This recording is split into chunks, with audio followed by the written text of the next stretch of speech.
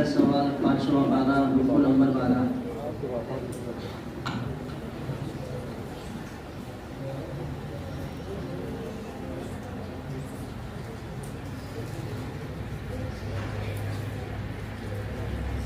पांचवा पारा रुकू नंबर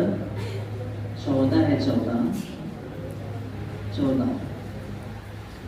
أعوذ بالله من الشيطان الرجيم بسم الله الرحمن الرحيم ولولا فضل الله عليك ورحمته لهمت طائفة منهم أن يضلوك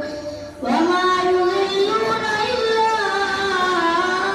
أنفسهم وما يضرونك من شيء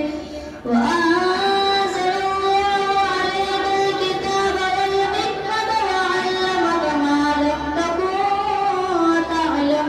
وكان فضل الله عليك عظيما لا خير في كثير من نجواهم إلا من أمر بصدقة أو معروف أو إصلاح بين الناس ومن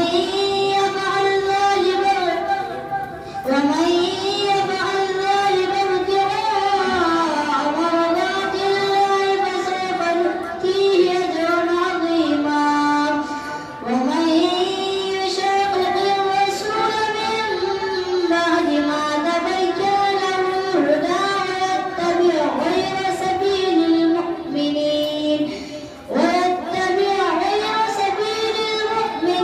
نوليه ما تولى ونصليه جهنم وساءت مصيرا। दूसरा सवाल तीसरा पारा जिस 33